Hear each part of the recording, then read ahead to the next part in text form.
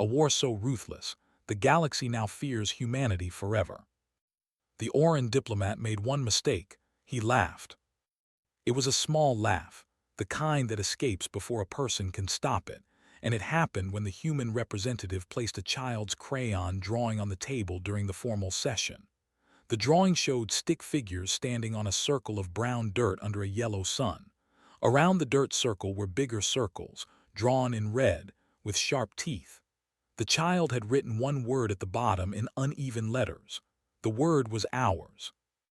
The Orin diplomat covered his mouth, but everyone in the room heard it.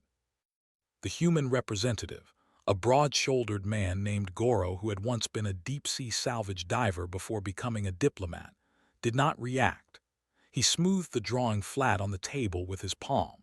He said that the drawing was made by a 7-year-old girl on Meridian Colony, which was one of the 14 settlements the Orin Dominion had classified as illegal and marked for forced evacuation. He said her name was not important. He said what was important was that she had drawn the picture before she could write proper sentences, because she wanted the council to understand something that did not need complicated words. Those were her people's worlds. She had been born there. Her parents had broken the ground there. Her grandparents were buried in that dirt. The red circles with teeth were the Orin enforcement fleets that had arrived in her sky when she was 4 years old and told her family to leave. Goro picked up the drawing and folded it carefully and put it back in his coat pocket. Then he looked at the Orin diplomat and said he hoped the man had enjoyed the laugh, because it was going to be the last comfortable thing he did for quite some time. He left without waiting for a response.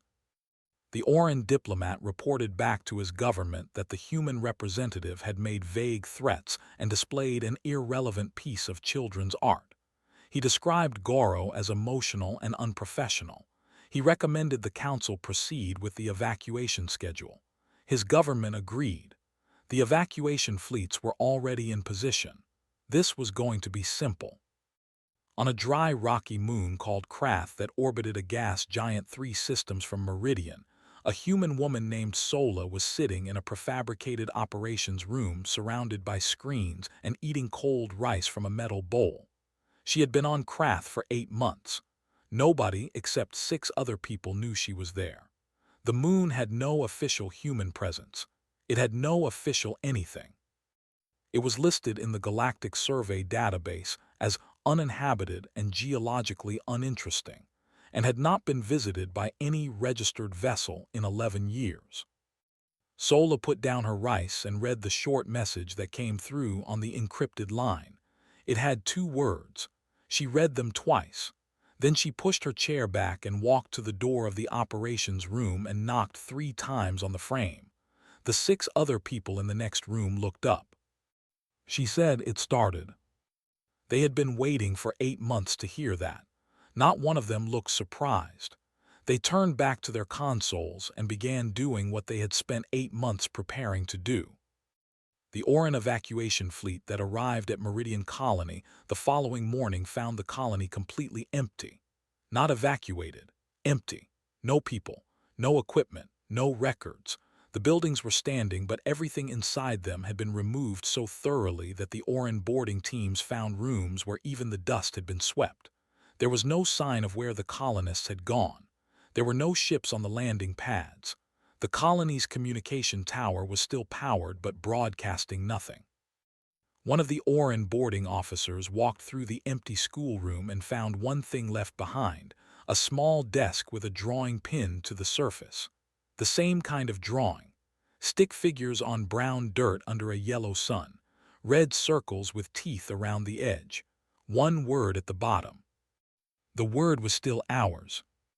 The boarding officer sent a photograph of the drawing back to the fleet commander, who sent it to the Dominion, who sent it to Yeth, who stared at it for a long time and felt, for the first time, that he was not sure what kind of thing he was dealing with. He found out 3 days later. 14 Orin military communication buoys placed along the enforcement corridor between Dominion space and the colony systems simultaneously transmitted a burst of data on the Orin military command frequency. The data was not from the Orin military. It was a detailed record of every private communication between Yeth and his enforcement fleet commanders over the past 6 months.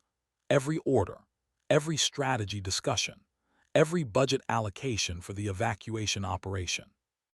All of it, transmitted on the Oran military's own secure frequency, using codes that should not have existed outside of Dominion intelligence. Yeth called his intelligence director and asked how long human operatives had been inside their communication network. The intelligence director said he did not know. Yeth asked him to guess. The director said very quietly that based on the depth of access demonstrated, it could not have been less than 3 years, possibly longer. Yeth asked if they could find the operatives and remove them. The director said they could try. He did not sound hopeful. Yeth sat with that for a while. 3 years. The human diplomatic mission to the Council had only formally escalated 18 months ago, which meant that whatever humanity had built inside Oran communication systems, they had built it before anyone was officially fighting, before the ultimatum, before the evacuation orders, before Meridian. They had built it during the time when everyone believed the situation was still resolvable through normal political channels, when the Oran were still confident that humans were just another young species that would settle down once it felt the weight of galactic authority. He pulled up the intelligence file on Goro, the human diplomat. It was thin, deep-sea salvage diver, community mediator in 2 different colony disputes, no formal diplomatic training, appointed to the Council mission 14 months ago, no military background, no intelligence background, nothing that explained how he knew the things he seemed to know or had the access he seemed to have. Yeth called his research team and asked them to find everything they could about human deep-sea salvage operations and what skills they developed. The research team came back the next morning with an answer that was not what he expected. They said that deep-sea salvage required extreme patience, the ability to work in total darkness with no landmarks and no easy communication, the habit of mapping everything you could not see before you tried to reach it, and a complete personal comfort with the idea that the environment was trying to kill you and was not going to stop trying no matter how careful you were. Yeth read that 3 times. Then he called his military planning division and told them he wanted a full reassessment of every assumption they had made about human capabilities over the past 4 years. His planning chief asked what had changed. Yeth said nothing had changed. He said that was exactly the problem. Nothing had changed. Humanity had been the same thing the whole time.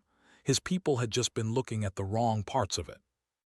Outside on the Krath moon, Sola finished her cold rice and began planning the next phase. She had a list of 47 things that needed to happen in a specific order.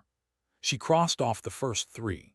Then she made herself some tea because the next 3 were going to take a while, and she had learned a long time ago that there was no point doing careful work when you were cold. She had learned that on the sea floor. Down there you had to be patient or you died. Up here the stakes were bigger but the lesson was the same. Do not rush. Do not panic. Do the next thing and the next thing and the thing after that. Trust the preparation. She drank her tea and got back to work. The Oran had a military doctrine called the 4 walls. The idea was simple. When subduing a resistant population, you control the 4 walls of their world. You control their food supply, their communication, their ability to move, and their access to outside help. Take those 4 things and any resistance collapses on its own. It had worked on 8 different species across 2 centuries. It was considered one of the most reliable tools in the Oran strategic library.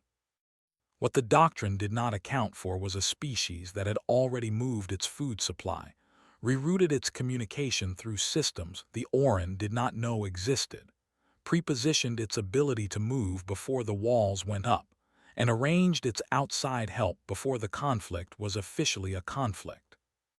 By the time the Oran tried to build the 4 walls around humanity, they discovered that humanity was not inside the walls.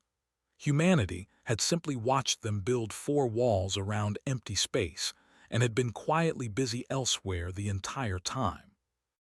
Sola's team on Krath Moon was one of 19 such teams spread across uninhabited and unregistered locations throughout the region. None of them communicated in any way the Orin could detect.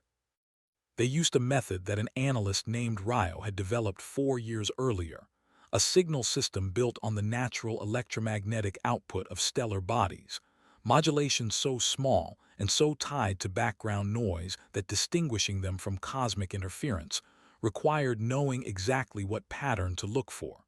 The Orin did not know what pattern to look for. The 19 teams talked to each other every day. The colonists from Meridian and the other evacuated worlds had not gone to refugee camps or council-managed relocation zones. They had gone somewhere else entirely.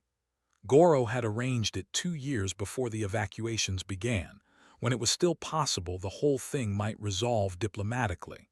He had not believed it would resolve diplomatically. He had arranged it anyway, patiently, through channels that looked like ordinary commerce and resettlement agreements, the kind of paperwork that was too boring for intelligence services to read carefully. The colonists were living in 11 different locations, housed and supplied and in contact with Sola's network, waiting. The Orin enforcement commander assigned to the Meridian region was a meticulous officer named Brath who had handled forced relocations before and found them distasteful but necessary. He was not cruel. He followed procedure. When he found the colonies empty, he ordered a thorough sweep of the surrounding systems looking for where the population had gone. His sweep teams found nothing. He expanded the sweep. Still nothing. He filed a report asking for additional intelligence resources to locate an estimated 40,000 missing colonists who had vanished from 14 worlds without triggering a single detection system. The response from Dominion Intelligence was 3 days coming. When it arrived, it said that they were aware of the situation and were working on it, and that Brath should continue his assigned duties and await further instruction. Brath read that response, and for the first time in his career, began writing his personal journal entries in a physical notebook rather than the standard digital log, because he had a feeling he did not want certain thoughts attached to official records. He wrote that 40,000 people did not disappear. They were moved. Moving 40,000 people across multiple star systems without triggering detection meant either the detection systems were compromised or there were routes being used that did not appear in any official survey. He wrote that both options implied a level of preparation that made him deeply uncomfortable. He wrote that he had been told this operation would be complete within a month. He was starting to doubt that. On the 14th day after the empty colony discovery, something happened that nobody had planned for on either side. A young Orin technician named Wheeze, who was stationed on one of the enforcement vessels, got a personal message through the standard civilian network. The message was from his younger brother who lived on an Orin agricultural settlement 2 systems away.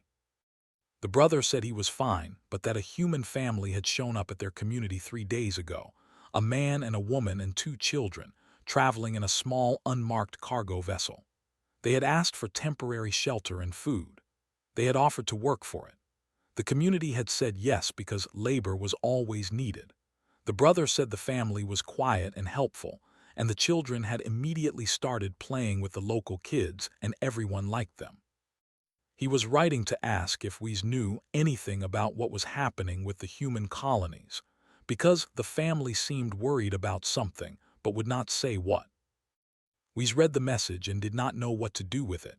He forwarded it to Brath because it seemed relevant. Brath read it and sat with it for a long time. A human family asking for shelter on an Orin agricultural world, working for food, children playing with local children. He thought about the 40,000 colonists who had vanished without a trace and wondered how many of them had done something similar, spread out, blended in, found ordinary communities that needed help and offered themselves as help, not as refugees, not as a political statement, just as people looking for a safe place to be while something large and dangerous worked itself out. He wrote in his notebook that night that he had been thinking about the evacuation operation as a military problem. He was starting to think it was not a military problem at all. He did not know what kind of problem it was. The answer to that question arrived, indirectly, 6 days later when Sola's team on Krath completed the third phase of their operation. This phase had nothing to do with the colonists. It had nothing to do with military assets or communication networks or any of the things that Oran intelligence was spending its time looking for. It was a legal operation. A team of human specialists, working from the Krath operations room using legitimate credentials, filed 47 formal objections with the Galactic Council's treaty registry. Each objection cited a specific clause in the founding settlement treaties. Each clause, when read carefully, placed limits on how member powers could conduct enforcement operations against species in their first 2 centuries of interstellar expansion. Each objection was accompanied by a detailed legal argument that had clearly taken years to prepare. The Council's treaty registry was an old bureaucratic institution staffed mostly by species who had been doing paperwork for a very long time and found drama exhausting. They read the objections with great care because that was their job. Then they sent formal notices to every party in the conflict stating that the objections appeared to have legal merit and that all enforcement operations were technically suspended pending review. Brath received the notice on his ship and read it twice. Then he went and stood outside on the observation deck for a while, looking at the stars. After some time he went back inside and added one more line to his notebook. He wrote, "They filed the paperwork before they moved the colonists.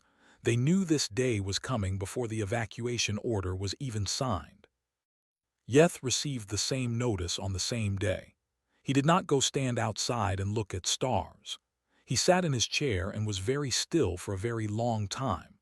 Then he called Goro's diplomatic contact number, the one that had been listed in the council directory the whole time as though nothing at all was happening, and asked for a meeting. Goro's office replied within the hour. It said that Goro was available and would be happy to meet at the council chambers at a time of Yeth's choosing. It said that Goro asked only that the meeting be in the small secondary chamber, not the main hall, because large formal spaces gave him a headache and he found it harder to have honest conversations in them. Yeth agreed to the small chamber. He arrived early and sat down. He looked at the table. He looked at the empty chair across from it. He thought about the drawing that the 7-year-old girl had left behind on the school desk in the empty colony. Stick figures, brown dirt, red circles with teeth. One word. Goro arrived 4 minutes late with 2 cups of something hot, set one in front of Yeth without asking if he wanted it, and sat down. He did not apologize for being late. He picked up his own cup and looked at Yeth with a calm and patient expression. The same expression, Yeth realized, that a man who had spent years working in total darkness at the bottom of the sea probably wore whenever anyone thought they had the advantage on him. Yeth said he wanted to discuss the path forward. Goro said that was fine. He said that was actually all he had ever wanted to discuss. He said they could start any time Yeth was ready. He waited. He was very good at waiting. The meeting between Yeth and Goro lasted 4 hours. No aides were present on either side. No recording devices were declared, though both parties understood that the room was almost certainly being monitored by 3 different intelligence services including their own. They drank their hot drinks and talked, and somewhere in the second hour, the conversation stopped being a negotiation and became something harder to name. Yeth asked Goro directly how long humanity had been planning for this. Goro said that depended on what Yeth meant by planning. Yeth said he meant the intelligence network, the legal team, the signal system, the hidden operation sites, the prepositioned colonists, all of it. Goro was quiet for a moment. Then he said that some of it was 8 years old. Some parts were older than that. He said that humans had been watching the Oran Dominion's behavior towards smaller species for a long time before humans were themselves a space-faring civilization, and they had taken notes. Yeth said that was not possible. Humanity had only achieved interstellar travel 43 years ago. Goro nodded and said yes. He said that watching and taking notes did not require interstellar travel. It required patience and a long memory, and the ability to understand that you would eventually be in a position where what you were watching would matter to you personally. He said his people were very good at that kind of patience. He said they had had a lot of practice at it. Yeth looked at him for a while. Then he said he wanted to understand something.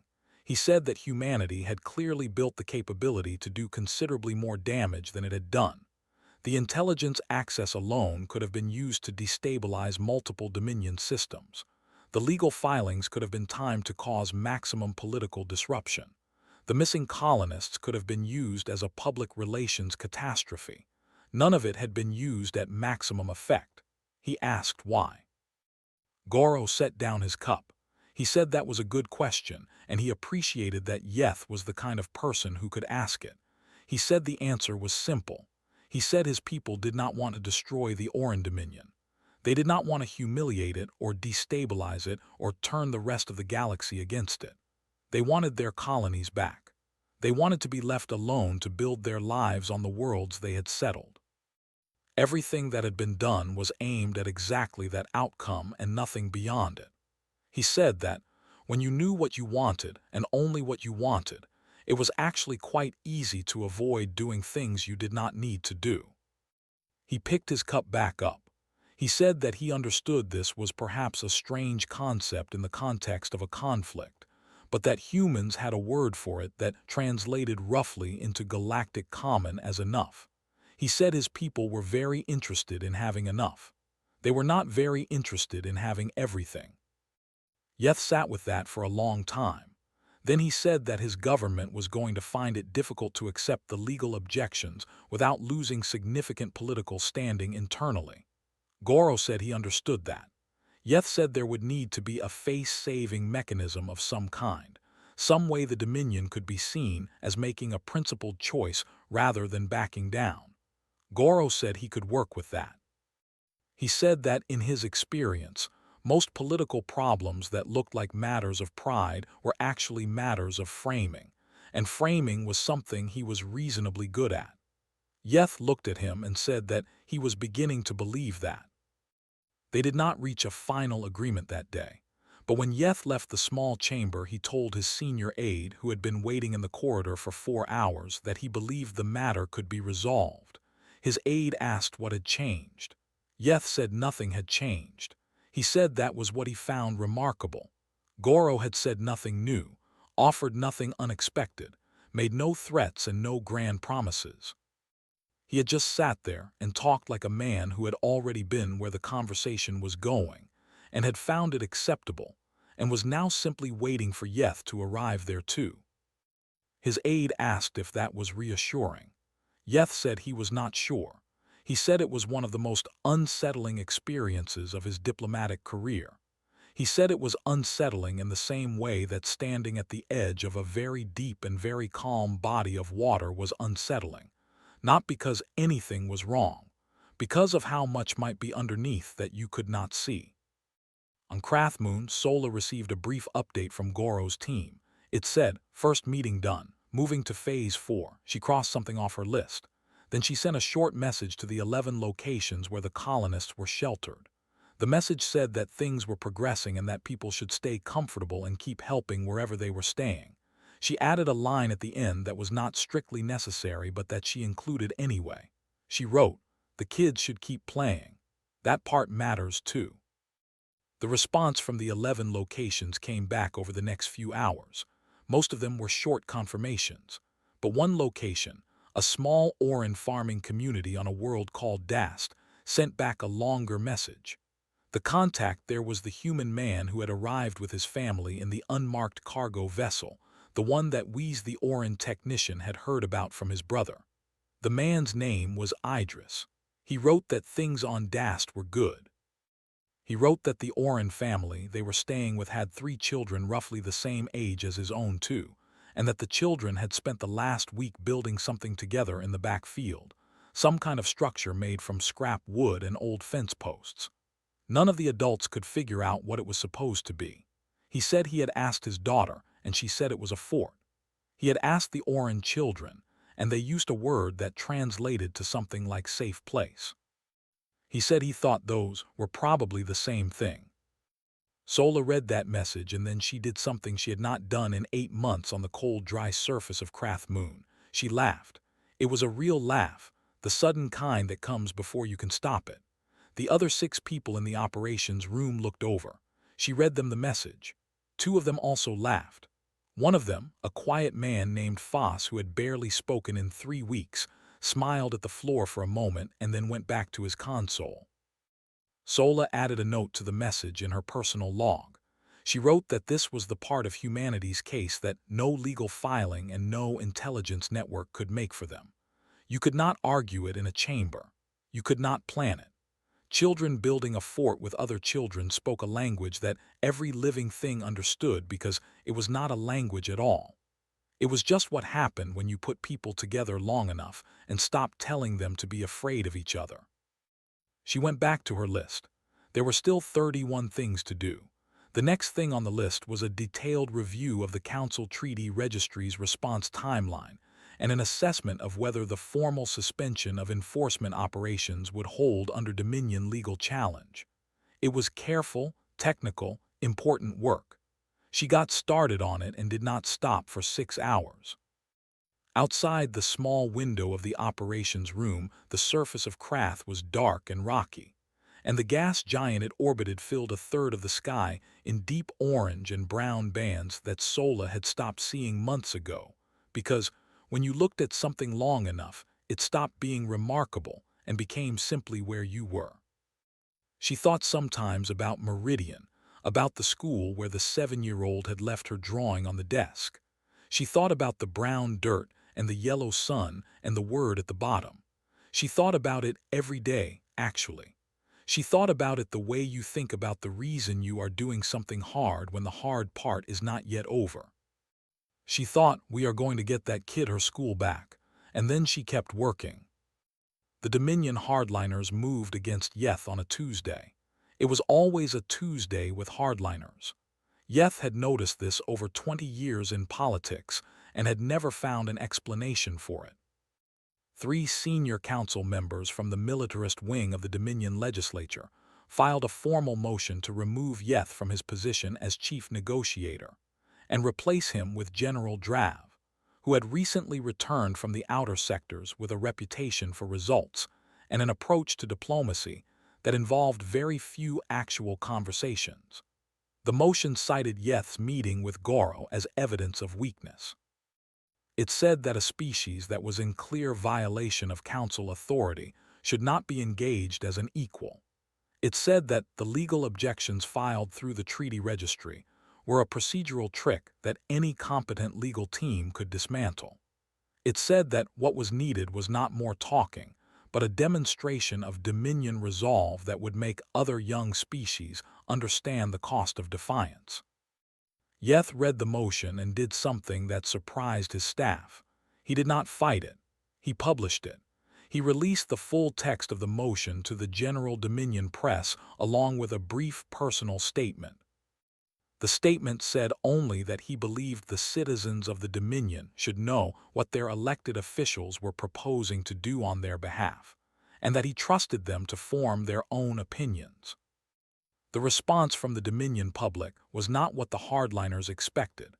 Most Oran citizens had been following the situation with the human colonies in a vague and general way, aware that something was happening but not particularly engaged. The motion's publication changed that. The motion contained specifics. It contained Drav's name and his record in the outer sectors, which included 2 forced relocations of smaller species that had not been widely reported and which read, when placed next to the current situation, as a preview of what was being proposed for humanity. Oran citizens were not, in the main, people who wanted their government doing that. They were farmers and engineers and teachers, and the children of people who had built the Dominion into what it was through hard work rather than force. They had opinions about this, and most of those opinions were uncomfortable for the hardliners to read. The motion failed. Drav's name was withdrawn from consideration. Yeth remained in his position. He sent Goro a short message that said simply, "Still here." Goro sent back 2 words, "We know." What neither of them knew was that the hardliners had a separate plan that did not require a vote. Drav had kept one capability from his outer sector operations that he had not disclosed in his official reports. A small fleet of unmarked vessels, registered under a trading company that had no obvious connection to the Dominion military, had been quietly repositioned over the past month. These ships were not using Dominion communication frequencies. They were operating independently. The intention was to carry out a strike on human infrastructure in the outer colonies that could be attributed to rogue elements or pirates, something that would damage humanity's ability to operate without formally escalating the conflict and without leaving Dominion fingerprints. Sola knew about it on day 2. She did not know the specific ships or the specific timing, but she knew the shape of what was being prepared because Ryo's signal network was very good, and 3 of the people feeding information into that network were Oran citizens who worked in logistics and had noticed irregular vessel movements and found them concerning enough to mention. She passed the information to Goro. Goro passed it, through a carefully chosen intermediary, to 3 neutral species ambassadors on the council, along with a detailed record of the vessel registrations, the ownership chain of the trading company, and the movement logs showing the ship's repositioning over the past month. He did this 48 hours before the strike was scheduled to happen. The neutral ambassadors presented the information to the full council in an emergency session. The Dominion representatives in the room did not know about Drav's plan. This was apparent from their expressions when the documents were displayed. The hardliners who did know about it were not present in the chamber. They had believed they were being careful. They had not understood how carefully they were being watched. The strike never happened. Drav was arrested by Dominion internal security the same afternoon. The hardliner faction collapsed within a week, its members facing investigations into unauthorized military operations and illegal use of commercial cover for state action. 2 of them resigned. One requested asylum from a neutral species, which was both unusual and deeply embarrassing. The trading company's assets were frozen pending a legal review that was expected to take years. Goro sent no statement about any of this. He did not appear in front of cameras. He did not give interviews. He went back to his meetings with Yeth and continued working through the practical details of the settlement framework as though the last 2 weeks had been a minor scheduling delay.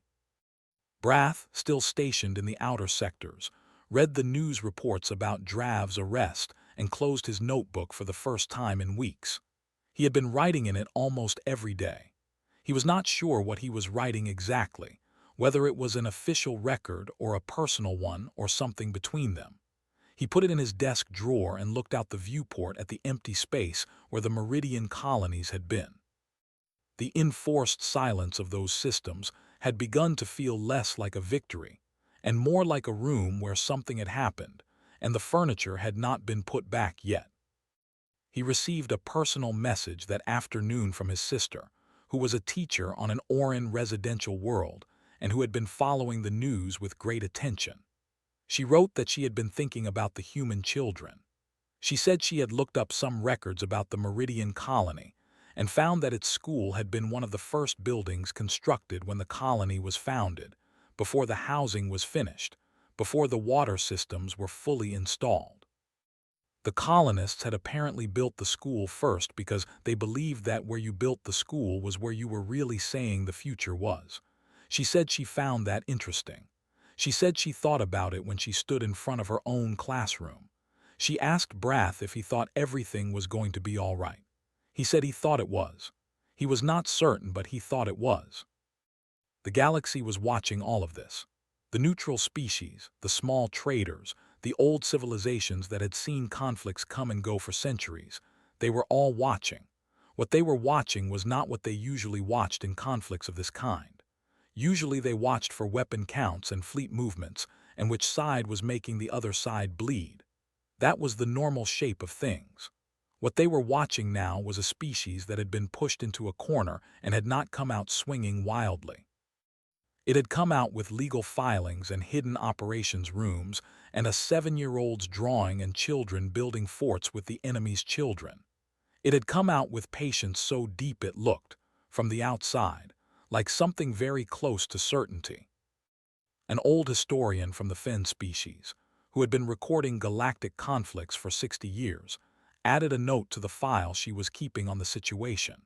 She wrote that she had reviewed every significant interspecies conflict in the past 4 centuries, and that in all of them there was a moment she called the reveal, the moment when the true capability of one side became visible to the other, and the balance shifted. She wrote that in this conflict she could not find the reveal. She had reviewed everything she could access and could not locate the single moment when humanity had shown its hand. She wrote that she was beginning to think humanity had not shown its hand. She was beginning to think humanity had simply played, carefully and without drama, and that the hand was still not fully visible, and that this was not an accident. She underlined her last sentence twice. Then she started a new file and labeled it, "Things We Still Do Not Know." It was the longest file she had ever started. The settlement talks moved into their 3rd week and stalled on a single point. Not a military point, not a legal point, a number. The Oran Dominion's offer for colonial reparations came in at roughly 40% of what the human team had calculated as the actual assessed value of displaced assets, lost income, and community disruption across the 14 evacuated colonies. The Dominion's calculation was based on a standard framework they used for all resettlement disputes. Goro's team used a different framework, one that had been built specifically for this situation over the course of 2 years by a group of human economists, historians, and a woman who had previously spent her career calculating the long-term costs of deep-sea environmental damage. Because it turned out that the math for what it costs a community to be removed from something it built was remarkably similar whether the something was a coral reef or a colony.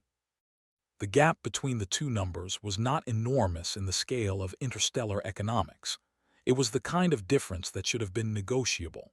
It was not being negotiated because the Dominion's legal team had decided that accepting a higher number meant implicitly acknowledging a higher level of wrongdoing, and that was a political problem they were not authorized to create for their government. So they argued the methodology. Every session they argued the methodology. Goro's team explained the methodology again. The Dominion's team disputed the methodology again. It had been going on for 6 days. On the morning of the 7th day, Goro did not come to the session. He sent a message saying he had a personal matter to attend to and that his deputy would handle the day's agenda. His deputy arrived and sat down, and the methodology argument began again. It ran for 3 hours. Then a break was called and the Oran legal team went to their side room, and the human deputy went to hers, and nothing happened for 40 minutes.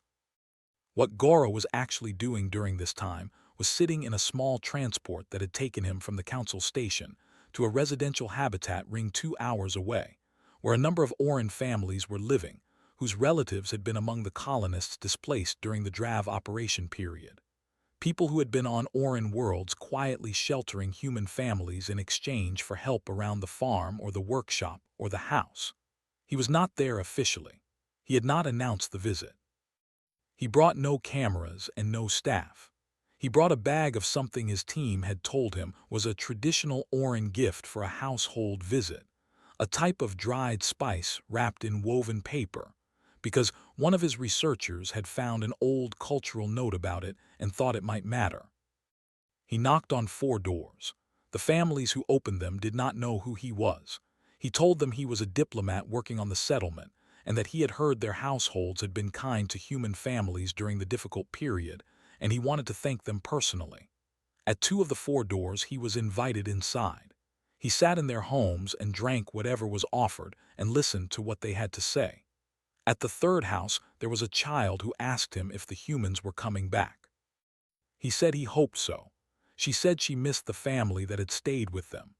She said the little girl in that family had shown her a drawing technique she had never seen before, something about how to draw the sun so it looked warm instead of just round.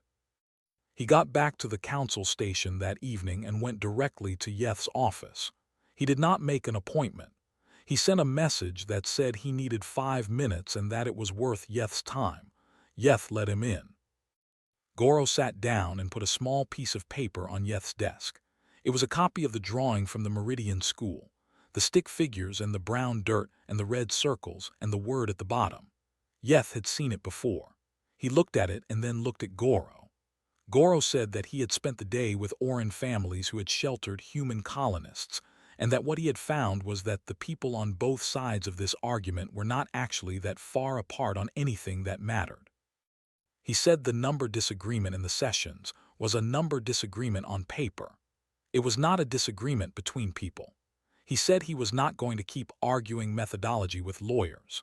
He wanted to talk directly to whoever in the Dominion government actually had the authority to resolve this, and he wanted to do it in a room with no lawyers and no methodology frameworks and no political calculations. Yeth said that was irregular. Goro said he was aware of that. Yeth said it would be difficult to arrange without the legal teams present. Goro said he understood that. Then he stopped talking and waited. Yeth thought for a moment. Then he picked up his communication device and made a call. The meeting happened 2 days later. 4 people in a small room. Yeth and the Dominion's Minister for External Affairs on one side. Garo and Sola, who had come in from Krath Moon for this specifically, on the other. Sola had not been in a formal setting in 8 months. She was wearing her cleanest work clothes, which were still clearly work clothes, and she looked like someone who had been doing hard practical things in a cold place and had not yet fully adjusted to being somewhere warm. She brought a data pad with figures on it and nothing else. They talked for 2 hours. It was not a comfortable 2 hours. The minister was a careful political creature who did not like rooms with no lawyers. She said so. Sola said she understood that and was sorry for the inconvenience, and then explained with great clarity and zero ceremony exactly how the reparations figure had been calculated, what data sets it was based on, where those data sets had come from, and why the Dominion's methodology produced a lower number not because it was more accurate but because it used categories of harm that had been designed for a different type of situation and did not account for what it actually cost a community to lose the thing it had built with its own hands over a generation. She used numbers. She used graphs. She did not use any emotion. She did not raise her voice. She was simply precise. The minister was quiet for a long time after Sola finished. Then she asked 2 questions about specific line items. Sola answered both without looking at her data pad because she had built the entire model herself over the course of a year and knew it the way a person knows the house they grew up in. The minister made a note on her own device. Then she looked at Yeth. Yeth looked at the piece of paper that was still on the table from Goro's earlier meeting. The drawing. The word at the bottom. The minister said she would need to consult internally. She said she was not making any commitments. She said the methodology question was not fully resolved. Then she stood up, which was the signal that the meeting was over, and she said directly to Sola, not to Goro, that she appreciated the clarity of the presentation and that it had been genuinely useful. Sola said thank you and meant it simply, the way you thank someone for saying something true. On the way out, Goro and Sola walked together through the corridor. Goro asked how she felt. Sola said her feet hurt because she was wearing shoes with actual soles for the first time in months, and she had forgotten how much she hated them. Goro said that was not what he meant. She said she knew. She said she thought it had gone well. She said she thought the minister was the kind of person who made decisions based on what was real rather than what was convenient, which was rarer than it should be, and that meeting her in person had confirmed that. Goro asked how she could tell. Sola said the minister had asked the 2 right questions. Anyone who asks the right questions is listening. Anyone who is listening can be reached. Anyone who can be reached can be moved. That was the whole theory. That had always been the whole theory. Not pressure, not force, not threats. Just being so clear and so patient and so grounded in what was actually real that the person across the table eventually ran out of reasons to keep saying no. She said it sometimes took a very long time. She said it had taken 8 months on a cold moon with bad shoes and cold rice and 6 people and a signal system built out of starlight. But it was working. It was actually working. They went to find somewhere to eat. It was the first meal Sola had eaten in a place with other people in it in a very long time. She sat down and looked around at the ordinary business of people eating and talking, and she thought about the school on Meridian and the child who had left her drawing on the desk. She thought about a girl on an Orin habitat ring who had learned a new way to draw the sun. She thought about how both of those things were true at the same time, and that maybe that was the only argument that had ever really mattered. She ordered something she did not recognize from the menu, because she was tired of eating things she already knew. The settlement was signed on a morning when the council station's ventilation system was making a faint rattling noise that nobody had gotten around to fixing yet. Goro noticed it because he was early and the room was very quiet, and he had developed, over many years of difficult work, the habit of noticing small background details that other people filtered out. He sat at the table and listened to the ventilation rattle and thought that it was a very ordinary sound for a very large moment. He had always found that reassuring. Large moments should have ordinary sounds in them. It meant you were in the real world and not in a story. The signing took 11 minutes.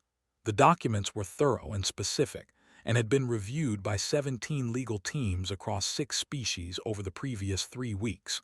All colonies were to be returned in full.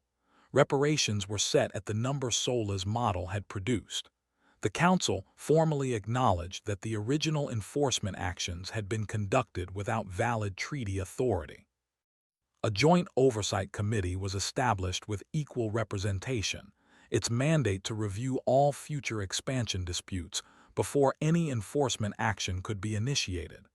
No species could send ships to another species' settled world without going through the committee first. It was a small structural change. It was also the first time in the Council's history that a younger species had negotiated itself a seat at the table as a matter of right rather than political favor. Goro signed last.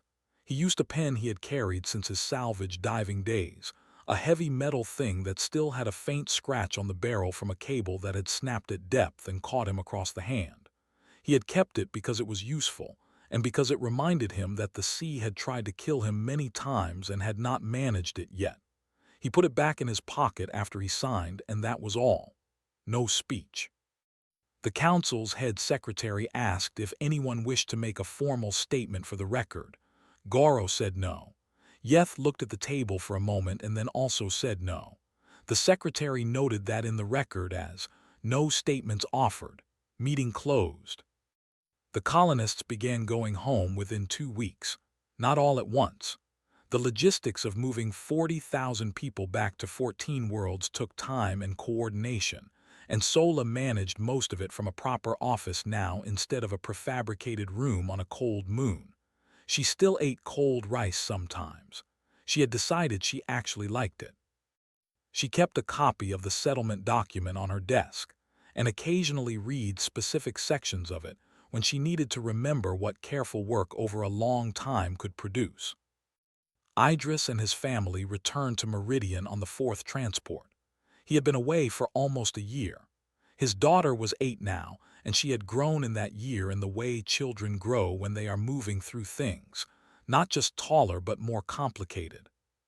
She had made 2 friends on Dast and kept in contact with them through the civilian network, long messages that went back and forth in a mixture of human language, and the Orin common tongue that she was learning because her Dast friends had started teaching her, and she found it interesting. The Orin children's parents had asked Idris before he left if they could visit Meridian someday. He said yes without hesitation. He gave them his contact information and told them the rains came in spring and the soil smelled like rust, but the sky at sunset was something worth seeing. The school on Meridian was the first building cleaned and reopened. The desk where the drawing had been left was still there. The drawing itself was not, having been photographed and formally entered into the council's legal record as Exhibit 1 in the Treaty Registry Objections, where it would remain catalogued for as long as the registry existed. The school director put a small printed copy of the photograph on the wall outside the main classroom. It stayed there for many years. The galaxy took its time understanding what had happened. That was the nature of understanding at scale. Individual people understood quickly. Institutions understood slowly. The military planning divisions of the older species spent months building new assessment files on humanity. What made them uncomfortable was not what they found. It was what they could not find. They could document the intelligence network, now partially disclosed as part of the settlement's transparency clauses.